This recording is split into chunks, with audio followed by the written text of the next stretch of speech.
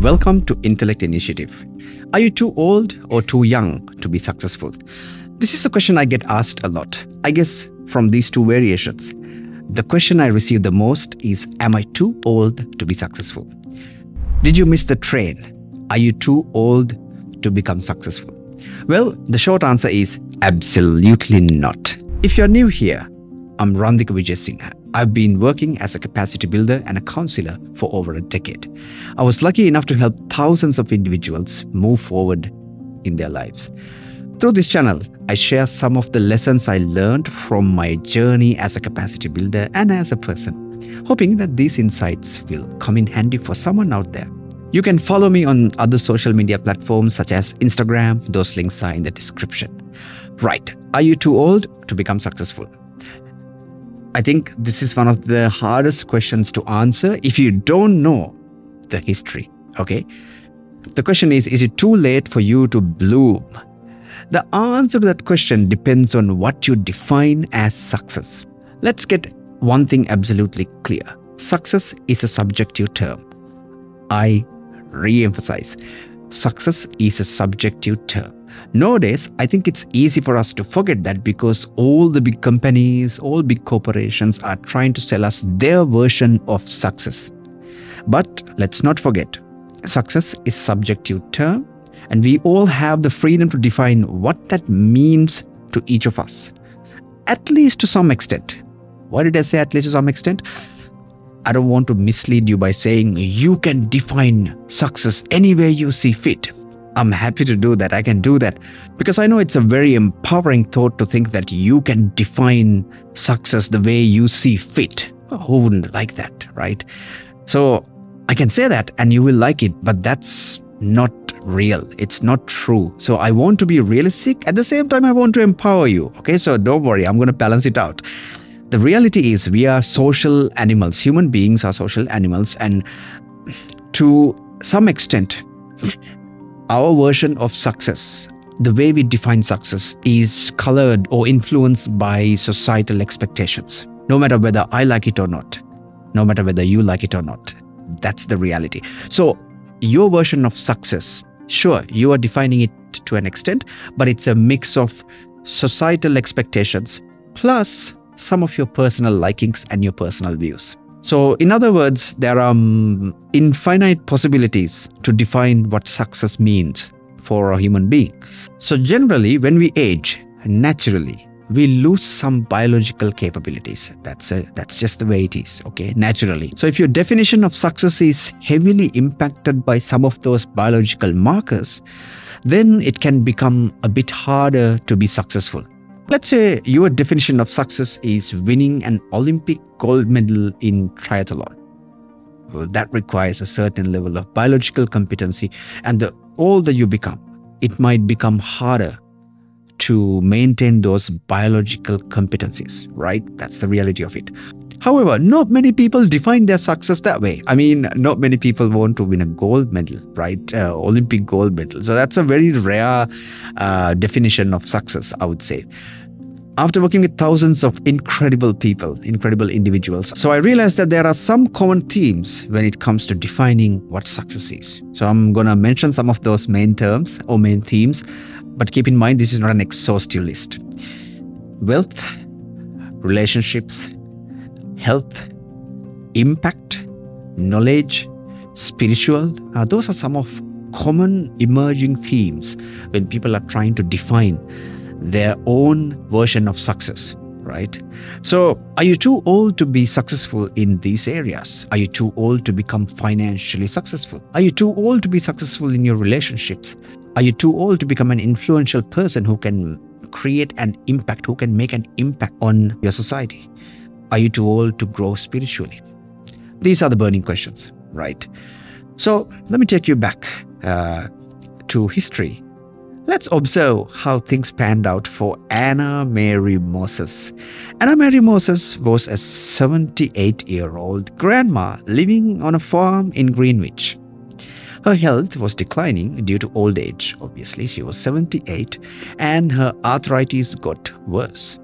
Her hobby was embroidery, but due to her arthritis pains, she couldn't continue her lifelong beloved hobby, that was embroidery. But she didn't stop. She thought, what if I switch? So she ended up introducing a new hobby to her life. She started painting. That's right. She hasn't been trained as an artist, but she thought, I'll give it a go. 78 years old, can't even hold a needle, living on a rural farm. What do you think?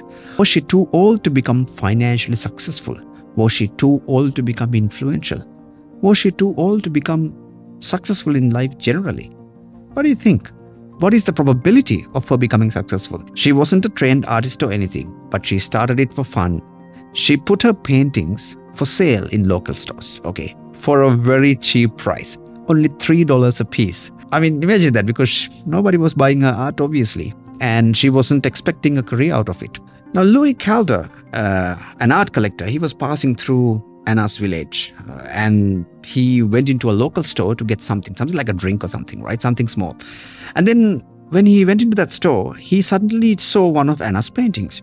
And then he thought, wow, that's something about this particular art piece, because he was a collector. So he thought, wow, this is great. And how much is it? It was $3, very cheap. So he bought that one. And then he asked the store owner, are there more pieces from the same artist? And then the store owner said, yeah, maybe there's some at the back, because no one's buying them. And he brought some other pieces from the same collection. And then Louis ended up buying all of those. And then he said, how can I find this artist? And, it was a local store, so the local store owner knew Anna. He said, okay, well, here are the directions to Anna's place. Well, Louis went to see Anna, and he bought all of her paintings. She had some paintings, he bought all of them. And he said, you know what? I think there's a future for you in this industry. So let me try to arrange an exhibition for you. And as promised, Louis ended up arranging an exhibition for her, and Anna ended up making about 35 to 40 paintings. And she had her first art exhibition when she was 80 years old. The name of that exhibition, What a Farm Wife Painted. They had a very different touch, the paintings, yet they brought nostalgic memories for many people who came to visit the exhibition. Her paintings stunned the art world.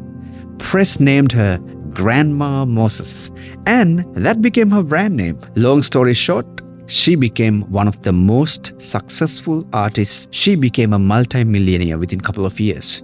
At the age of 89, she received an honorary doctoral degree. And then Grandma Moses featured in an Oscar-nominated documentary at the age of 90. At 91, she received another honorary doctoral degree, 2 doctorates by the age of 91. When she was 93, she featured on the cover of Time magazine as well. Were you too quick to judge the possibility or probability of a 78-year-old grandma becoming successful? Think about it. Okay, let's do another quick exercise. Think about a 50-year-old person that you know right now, possibly a teacher or a professor, okay, someone who has been working in academics for a while. So that person worked their whole life in academics, teaching, climbing up the academic ladder, now turned 50. If someone's 50 years old, then we normally consider that person is a late middle-aged person. So how do you think their life will go in the next 30 years? Most would say that they will remain in academics and then retire to a peaceful life. Taikichiro Mori worked as a professor and an academic his entire adult life, okay, for many, many years. And once he turned 51, a late middle-aged academic, he thought, you know what, I'm going to do something different for a change, all right? And he started a real estate business, a very small real estate business called Mori Building Company. A 51-year-old academic with no real business experience per se. How long do you think he lasted in business? Mori Building Company became one of the giants in the industry, and in 1992, Forbes named Taikichiro as the richest person in the world. With a net worth of 15 billion, with a big B, 15 billion US dollars, equivalent to roughly 100 to 110 billion US dollars today. Okay, this was long ago, 1992. Nelson Mandela became the president of South Africa at the age of 75 and made a huge positive impact. Julia Child wrote her first cookbook at the age of 50 and became a celebrity chef and a multimillionaire. Charles Darwin published his first book on the origin of species at the age of 50, and it greatly impacted the scientific community, and Charles Darwin is a well-known, respected, somewhat debated name in the scientific community even today. Need I say more? I can show you hundreds of examples like this. So if you think that you are too old to achieve success, if you consider age as a factor that prevents you from pursuing your passions and dreams, think again. If Grandma Moses, who lived in a rural farm her entire life, had the probability of becoming successful at the age of 78, you do too. This is about probability, my friend. Okay? This is about probability. The more you look into it, the more you will realize that in many cases, age is not a barrier to success, but sometimes it can be advantageous. Because you know what? You have more life experience than your younger counterpart. That life experience matters a lot. And that life experience can shine brilliantly when the time comes. It can happen. But hold on. There are some other noticeable qualities these success stories possess. I will point out a few, but you can decode a few more. Number one, they switched things. Grandma Moses didn't give up her creative endeavors just because she had arthritis. And she was happy to switch that hobby to something else. She switched to painting. Taikichiro Mori didn't want to live the latter part of his life teaching young students. You know, he didn't want to pursue the academic life. So he was not afraid to switch. He switched to something else. So that's one of the qualities that I see from most of these late bloomer stories, okay? Because they switched. They were not afraid to switch. Switching will come with its own risks, obviously, but that's the way of life. If you want to roll the dice and see what's going to happen, then you will have to take a risk. Number two, they were not hesitant to learn new skills. Regardless of their age, they were happy to learn new skills. Be it painting, learning how to run a business, writing books, whatever the skill they felt necessary, they learned that. Okay, they jumped in and they learned it.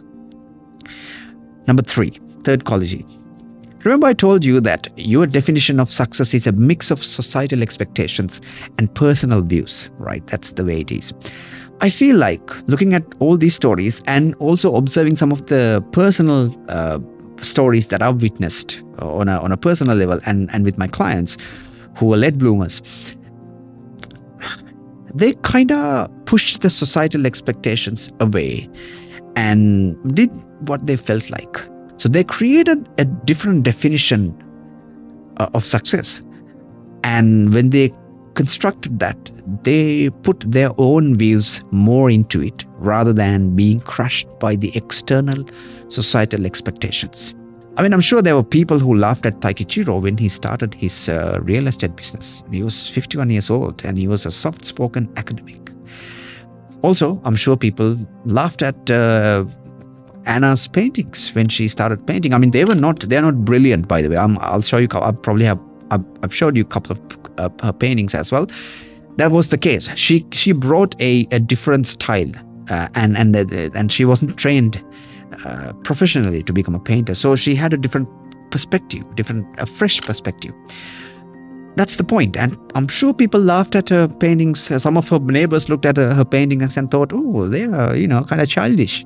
I'm sure some people laughed at her, but she didn't care. She constructed her version of success because her version of success at that point was to be able to paint, right? And she kept doing it. So those are some of the things I've noticed when I observed these stories. And I encourage you to look into some of these stories as well. Then you will be able to observe some other important qualities that they possessed.